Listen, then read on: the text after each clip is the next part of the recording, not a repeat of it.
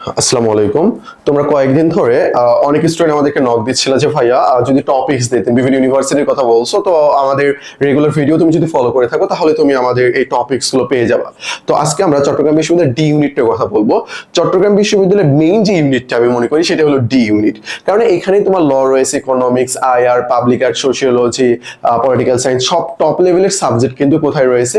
D ইউনিটে রয়েছে। So এটা কিন্তু তোমার জন্য মোস্ট ইম্পর্টেন্ট। অনেকে বি তে আবেদন করো, ডি তে করো না, মনে করো যে বি হয়তো বা তোমার মানবিকের, যদিও আবেদন মনে হয় শেষ হয়ে গেছে, আর কয়েকটা দিন আছে, আমি জানি না ভিডিওটা কখন আপলোড করা হবে।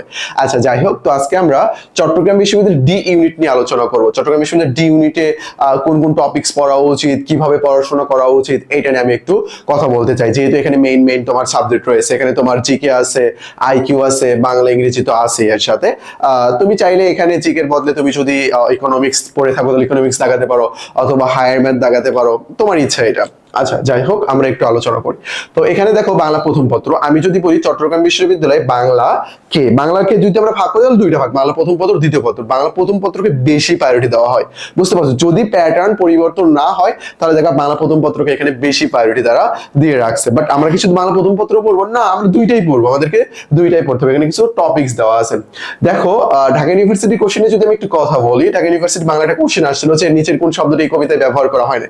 তার মানে পুরো কবিতার মধ্যে ওই শব্দটা তোমাকে খুঁজে বের করতে হচ্ছে, বুঝতে পারতেছো একটা ব্যাপার? সো তুমি কবিতার লাইনগুলো এমন ভাবে পড়বা যাতে পরের লাইনটা কি এটা যাতে কোশ্চেন করার আগেই তুমি যাতে অ্যান্সার করতে পারো, এইভাবে পড়বা, বুঝতে পারছো? পরের লাইনগুলো ভালোভাবে দেখে নিবা, সংখ্যাবাচক ইনফরমেশন দেখবে, এখানে কোন কোন ব্যক্তি সংক্রান্ত তথ্য বলা হচ্ছে, কিসের কিসের নাম পাওয়া যাচ্ছে এখানে, কোন ব্যক্তির নাম পাওয়া যাচ্ছে, অথবা স্পেশাল কিছু যদি ক্যারেক্টার পাওয়া যায়, এগুলো তুমি ভালোভাবে পড়ে নেবা। এই সবগুলো টপিক সেভাবে তুমি পড়ে নেবা, বুঝতে পারছো? আর উপন্যাসটা ভালোভাবে পড়বা, লাল সালু, এখান থেকে মোস্ট ইম্পর্টেন্ট কোশ্চেন আসার সম্ভাবনাটা রয়েছে।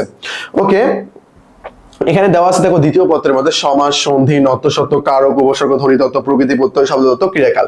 আমি জানি যে টপিকস গুলো তোমরা অনেকবার করে পড়ে ফেলছো, এখন শেষ সময় তোমার কাজটা কি? এই টপিকস গুলো বারবার রিভিশন দেওয়া, অনেক বেশি করে তুমি এগুলো রিভিশন দিবা, বুঝতে পারছো? আর এইগুলোর মধ্যে দেখবা যেগুলো ব্যতিক্রম উদাহরণগুলো আছে না, এইগুলো ভালোভাবে পড়বা। নিপাতনের শুদ্ধ বা স্বভাবত এইটা হয়, এই টাইপ যেগুলো আছে না, নত্যসত্ত্ব, সন্ধি, এগুলো তোমরা ভালোভাবে পড়ে নেবা, বুঝতে পারছো? তারপর দেখো ইংলিশ গ্রামার, তারপর অ্যাডভান্স আইটেমস, লিটারেচার, এগুলো নিয়ে কথা বলা আছে এখানে। তারপরে ক্লিফস্টোফেলস থেকে যে কোশ্চেন গুলো করা হয়, এই তথ্যগুলো কিন্তু এখানে দেওয়া আছে। ছবিতে পরীক্ষা দিতে চাচ্ছ, ক্লিফস্টোফেলসটা পড়ো, বুঝতে পারছো? এটা তোমার জন্য মোস্ট ইম্পর্টেন্ট হবে।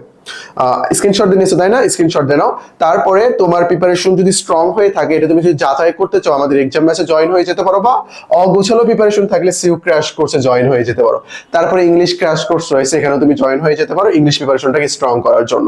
তারপরে এখানে দেখো একটা স্ক্রিনশট দিয়ে নাও, তারপরে আমি তোমাকে বলতেছি রিসেন্ট এখানে বেশি যে কোশ্চেনটা আসছে ভাই চট্টগ্রাম, জাহাঙ্গীরনগর, রাজশাহী, এগুলো কি রিসেন্ট কোশ্চেন আসে কিনা দেখো। কোশ্চেন প্যাটার্ন যদি চেঞ্জ হয়ে যায় তাহলে 3-4টা রিসেন্ট কোশ্চেন করতে পারে।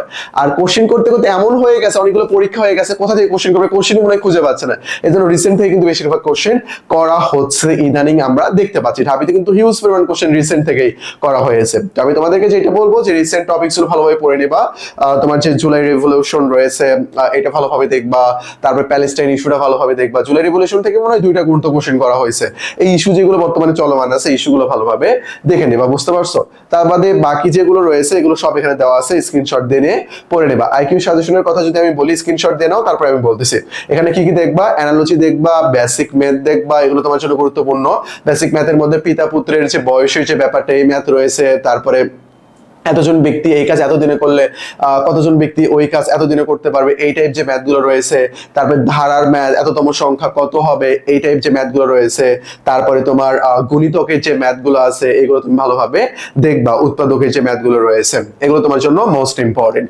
তারপরে যদি আমি বলি, এখানে ব্লাড রিলেশনটা তোমার জন্য মোস্ট ইম্পর্টেন্ট। ব্লাড রিলেশন, তারপরে ক্লক, ক্যালেন্ডার, আইকিউ। ধরো বলা হচ্ছে যে 9টা বেজে 45 মিনিট, এখন তাহলে মিনিট আর ঘন্টার মধ্যে যে কত ডিগ্রি কোণ উৎপন্ন করছে। অথবা ক্যালেন্ডারের আইকিউ আসতে পারে এখানে, যে আজকে যদি শুক্রবার হয় 100 দিন পর কি বার হবে, এরকম ম্যাথ এখানে আসতে পারে। তারপরে ত্রিভুজ তোমাকে দিয়ে দিতে পারে, ধরো এইরকম দিল আর কি, দিয়ে বললো যে এখানে কয়টা ত্রিভুজ রয়েছে, এরকম ম্যাথও কিন্তু দিয়ে দিতে পারে, বুঝতে পারছো? এগুলো তোমার জন্য ইম্পর্টেন্ট। তো ভাইয়া এগুলোর জন্য আমি কি করবো? আইকিউ এর জন্য, স্পেশালি আইকিউ এর জন্য কোশ্চেন ব্যাংক যেটা আছে, কোশ্চেন ব্যাংকে যত ধরনের আইকিউ আছে সবগুলো লিস্ট করে ফেলবা, সবগুলো ভালোভাবে পড়বা, বুঝতে পারছো? পড়ার পর তুমি যে কোনো একটা প্রচলিত বাজারের বই থেকে এগুলো সলভ করে নেবা। কিছু দেখো অ্যানালজি এখানে দেওয়া আছে আর কি, অ্যানালজি কিন্তু মোস্ট ইম্পর্টেন্ট, বুঝতে পারছো? তারপরে আমাদের চবি এক্সাম ব্যাচ ক্র্যাশ কোর্স, যেটার কথা কিছুক্ষণ আগে বললাম, তোমার যেটা প্রয়োজন সেখানে তুমি ভর্তি হয়ে যেতে পারো। এই দেখো আমাদের রুটিন, এক্সাম ব্যাচের রুটিন কিন্তু অনেক সুন্দর করে মেক করা আছে, বুঝতে পারছো? এভাবে তোমাদের পরীক্ষা হচ্ছে। তোমাদের জিকের জন্য জিকে আলটিমেট সাজেশন বইটা তুমি ফলো করতে পারো, ইনশাআল্লাহ বেস্ট একটা প্রিপারেশন হবে তোমার জন্য। এই যে নাম্বার, টেলিগ্রাম নাম্বার, অ্যাডমিশন সংক্রান্ত যে কোনো জিজ্ঞাসা আমাদেরকে করবা, আমরা তোমাকে সলভ করে দেব। আজকে এই পর্যন্তই, আসসালামু আলাইকুম।